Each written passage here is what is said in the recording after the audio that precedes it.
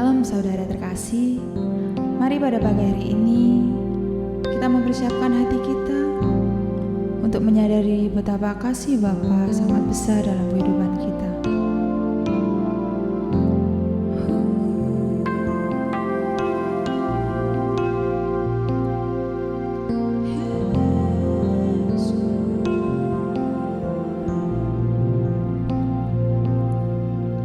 Seperti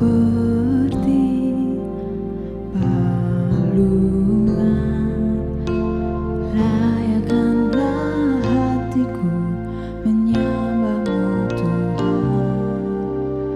Seperti emas kemenyandanmu, biar hidupku berkenan padamu.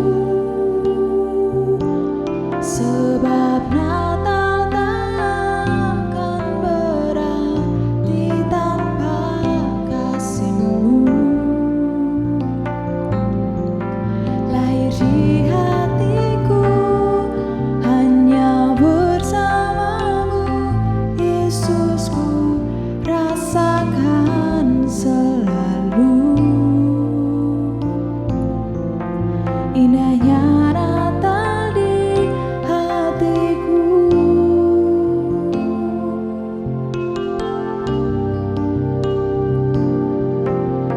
Seperti balungan layakkanlah hatiku menyambut-Mu Tuhan.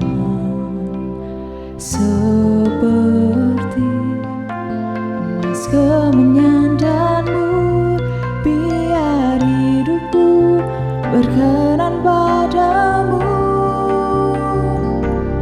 Sebab Natal takkan berarti tanpa kasih-Mu. Lahir di hatiku hanya bersama-Mu, Yesusku rasakan selalu. Indahnya Natal, sebab Natal takkan berarti tanpa kasih-Mu. Lahir di hatiku hanya bersama-Mu, Yesusku rasakan selalu.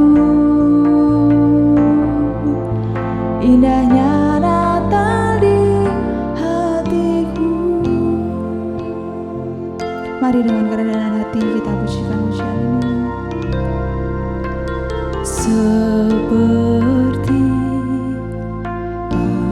balungan layakkanlah hatiku menyambut-Mu Tuhan. Seperti emas kemenyandanmu, biar hidupku berkenan padamu. Sebab Natal takkan berarti tanpa kasih-Mu. Lahir di hatiku hanya bersama-Mu, Yesusku rasakan selalu. Indahnya Natal, sebab Natal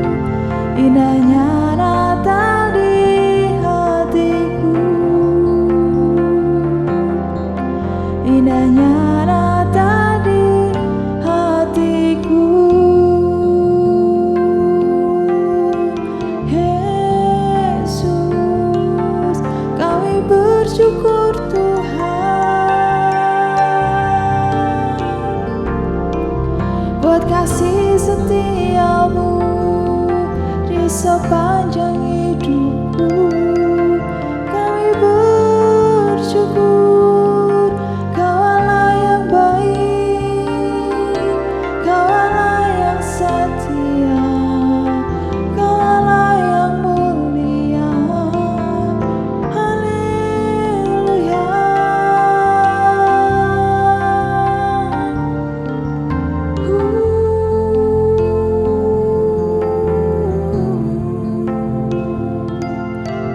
Kami bersyukur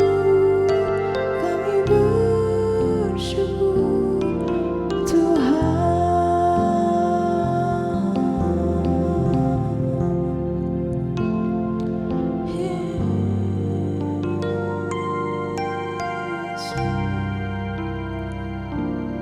Bapa yang baik, Bapa yang penuh kasih, Bapa yang setia, Bapa yang baik dalam kehidupan kita.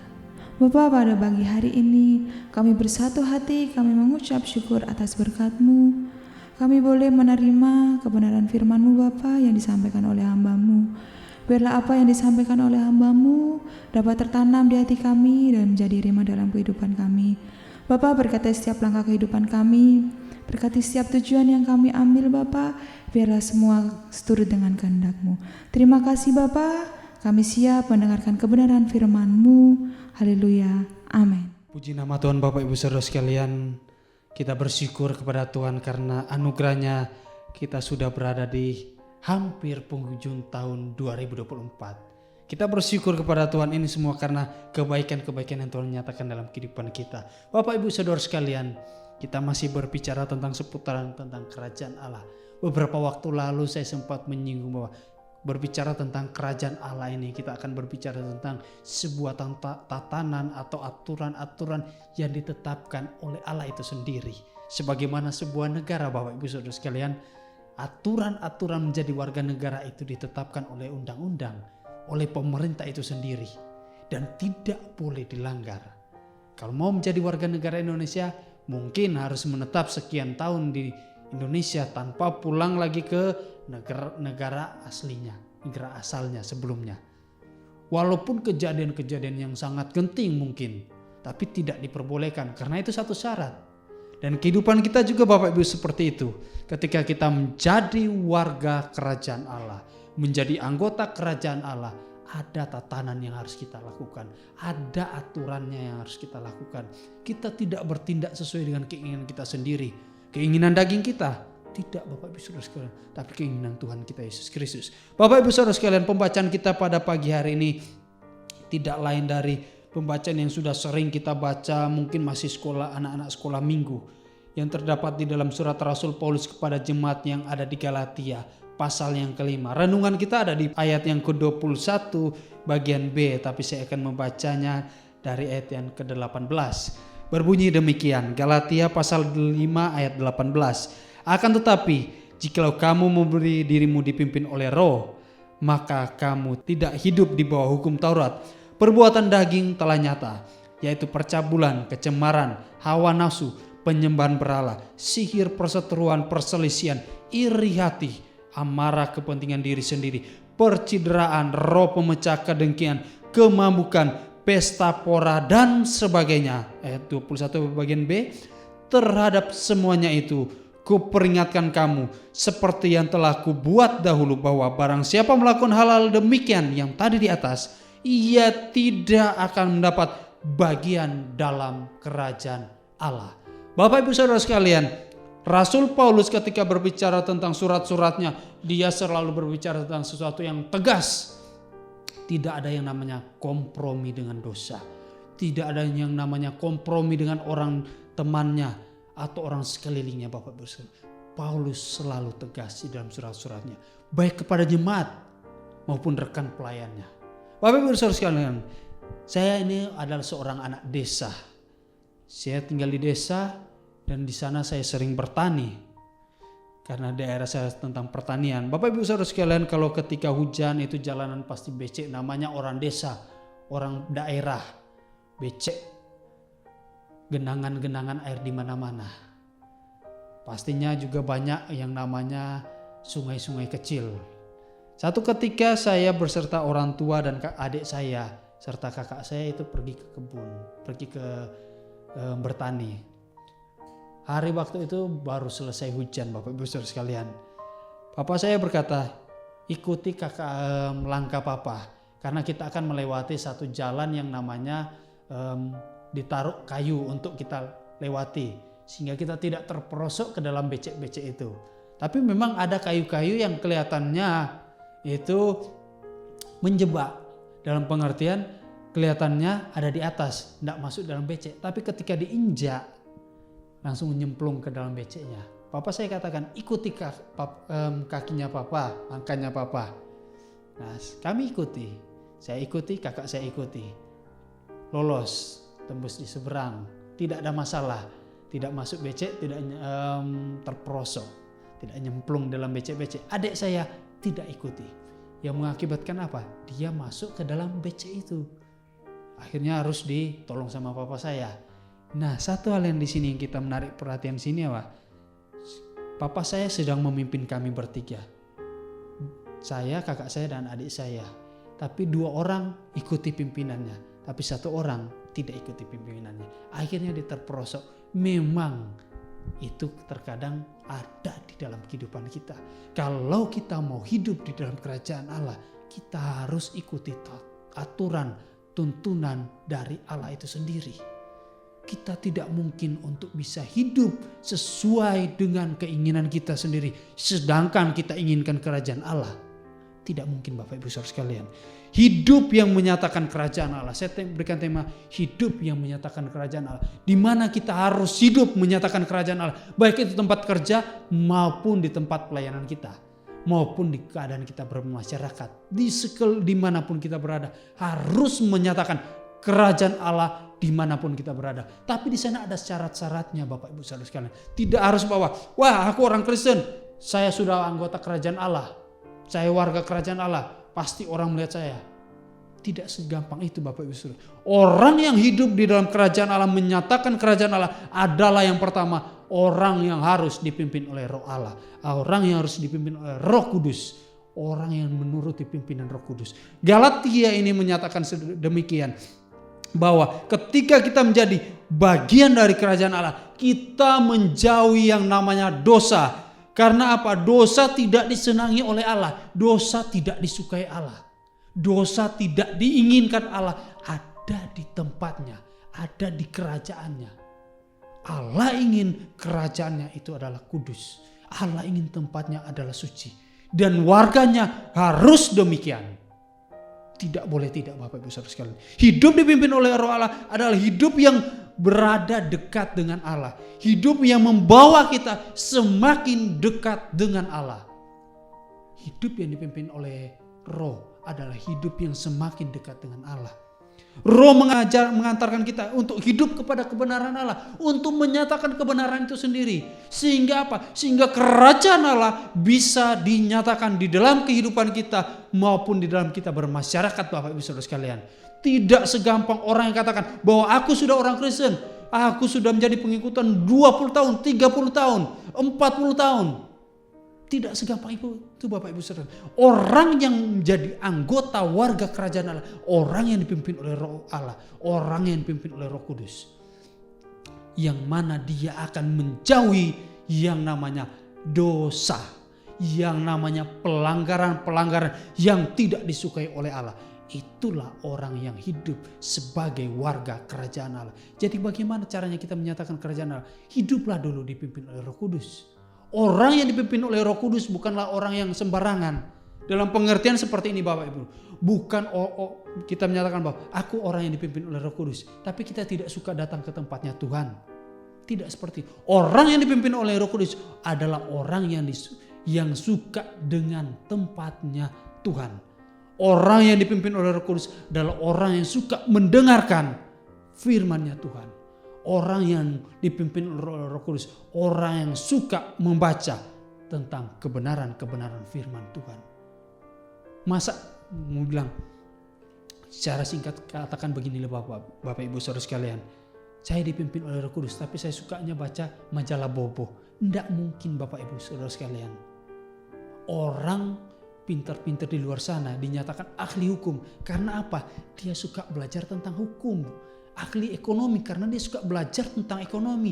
Dia membaca buku ekonomi, dia mendengarkan berita tentang ekonomi. Mendengarkan tentang berita-berita tentang seputaran perekonomian. Itulah yang disebut dengan ahli-ahlinya. Masa kita disebut dengan warga kerajaan dipimpin Roh Kudus tapi kita tidak suka dengan membaca Alkitab. Kita tidak suka datang ke tempatnya Tuhan, datang berdoa, datang ke gereja, tidak suka mendengarkan firman Tuhan. Itu hal yang menjadi pertanyaan bagi kita. Jadi Bapak Ibu Saudara sekalian, kalau kita mau benar-benar hidup untuk menyatakan kerajaan Allah di dalam kehidupan kita, hiduplah dipimpin oleh Roh Kudus. Hidup dipimpin Roh Kudus adalah hidup yang menyukakan hati Tuhan, hidup yang menyenangkan hati Tuhan. Tidak ada orang yang hidup dipimpin oleh Roh Kudus yang tidak hidup dalam kebenaran Allah. Semua orang yang dipimpin oleh Roh Kudus adalah orang yang menyukai kebenaran-kebenaran Allah. Yang tidak menyukai yang namanya dosa adalah orang-orang yang dipimpin oleh Roh Kudus. Itu. Jadi kalau kita mau menjadi saksi bagi orang lain, menyatakan kerajaan Allah dalam kehidupan kita, hiduplah dipimpin Roh Kudus, menjauhi yang namanya dosa. Yang kedua Bapak Ibu Saudara sekalian, hidup yang menyatakan kerajaan Allah adalah orang yang telah menyalibkan daging atau menyalibkan keinginan duniawinya Bapak Ibu Saudara sekalian. Banyak keadaan-keadaan ini yang membuat kita ingin bergulat, ingin hidup dengan yang namanya duniawi kita, daging kita. Orang yang dipimpin oleh Roh Kudus, orang yang menyatakan kerajaan Allah adalah orang yang menyalibkan yang namanya hawa nafsu. Ayat yang ke-21 katakan, kedengkian, kemabukan, pesta pora dan sebagainya. Terhadap semuanya itu kuperingatkan kepada kamu seperti yang telah kubuat dahulu bahwa barang siapa melakukan hal-hal demikian, ia tidak akan mendapat bagian dalam kerajaan Allah. Tetapi buah roh ialah kasih, sukacita, damai, sejahtera, kesabaran, kemurahan, kebaikan, kesetiaan, kelemah lembutan, penguasaan diri. Tidak ada hukum-hukum yang menentang hal itu.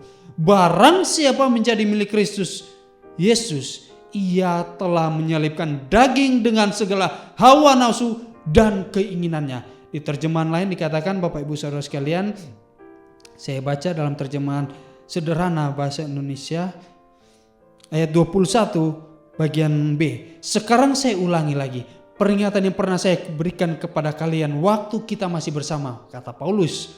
Orang-orang yang terus melakukan hal-hal yang seperti itu tidak termasuk warga kerajaan Allah. Saya lompat di ayatnya yang ke-24. Kita yang menjadi milik Kristus tidak lagi dikuasai oleh hawa nafsu dan semua keinginan badani.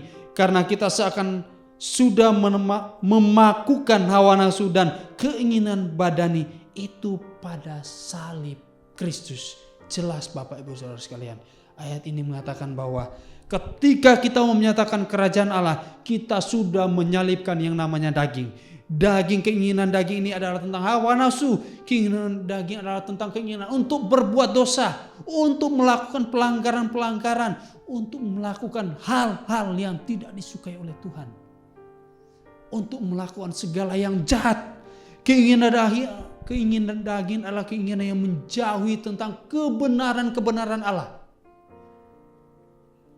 Banyak orang memiliki pengalihan bahwa baca-baca Alkitab, datang-datang ke gereja, itu tidak betul-betul. Orang aja sudah baca Alkitab aja masih banyak bergulat dengan yang namanya pelanggaran. Apalagi yang tidak baca Alkitab, yang tidak datang ke gereja. Itu sangat miris. Patokannya mereka dari mana Bapak Ibu Saudara sekalian? Itu yang menjadi pertanyaan. Nah, keinginan daging ini lagi keinginan hawa nafsu Bapak Ibu sekalian. Kalau kita mau menyatakan kebenaran Allah, kalau kita mau menyatakan kerajaan Allah dalam kehidupan kita, salibkan keinginan daging kita, salibkan hawa nafsu kita, salibkan duniawi kita bersama dengan Kristus di kayu salib. Sehingga kita menjadi bagian dari warga kerajaan Allah. Itulah syaratnya Bapak Ibu sekalian. Kalau kita masih hidup dalam daging kita ini, masih ingin dengan dosa, masih ingin ambil ini, ambil itu, ambil sana, berbuat ini, berbuat itu, berbuat. Semuanya kita lakukan yang dosa-dosa. Status kita sebagai warga kerajaan Allah ini dipertanyakan. Tuhan pun mempertanyakan, betul enggak tuh kamu menjadi wargaku atau enggak? Betul enggak menjadi wargaku ini? Perbuatanmu enggak seperti yang kuinginkan, yang aku harapkan. Tuhan inginkan warga kerajaan Allah itu warga yang kudus, yang berkenan, yang layak di hadapan Tuhan. Yang suci di hadapan Tuhan. Itu yang diinginkan oleh Tuhan kita. Bukan yang amburadul Bapak Ibu Saudara sekalian. Bukan yang suka berbuat dosa, hawa nafsu, kedengkian, pencemaran. Suka bersinah, suka melakukan pemecah-pemecah, roh pemecah, iri hati, berbuat perselisihan, membuat fitnah dan lain sebagainya. Itu menjadi satu pertanyaan, apakah benar kamu warga kerajaan Allah atau tidak? Ini menjadi pertanyaan bagi kita. Firman Tuhan bulan ini akan mengajarkan kita kepada status kita. Kalau kita sebagai warga kerajaan Allah, hiduplah sebagai selayaknya warga kerajaan Allah itu. Warga kerajaan Allah tidak hidup amburadul. Tatanan negara pun diatur dengan undang-undang, dengan aturan-aturan yang ditetapkan. Sebagai warga kerajaan Allah juga, kita harus juga hidup seperti itu. Ini adalah bagian dari trik iblis untuk membawa kita apa? Untuk menjauhi dari yang namanya kerajaan Allah. Godaan-godaan ini. Godaan-godaan yang tadi, di ayat-ayat sebelumnya tadi. Hawa nafsu itu. Keinginan daging kita. Kita masih pemikiran, ada pembelokan kata-kata nantinya. Ada pengalihan untuk menyangkal ini dan itu. Tapi jangan sampai terjebak di sana Bapak Ibu Saudara. Salibkan dagingmu sehingga kamu benar-benar layak sebagai warga kerajaan Allah. Saya pun demikian. Saya belajar untuk selalu menyalibkan daging saya Bapak Ibu Saudara sekalian. Saya belajar meminta pertolongan kepada Tuhan, meminta pertolongan kepada Roh Kudus. Sehingga apa? Sehingga saya menjadi bagian dari warga kerajaan Allah itu. Bisa menyatakan kerajaan Allah dalam kehidupan saya. Sehingga kita benar-benar layak. Bapak Ibu Saudara sekalian, Rasul Paulus menegaskan di sini. Mari kita hidup sebagai warga kerajaan Allah yang dipimpin oleh Roh Kudus. Yang dipimpin oleh Tuhan. Dan yang kedua, hidup sebagai warga kerajaan Allah yang menyalibkan dagingnya atau duniawinya. Karena kita sudah ditebus oleh Dia di atas kayu salib. Tuhan Yesus memberkati. Amin.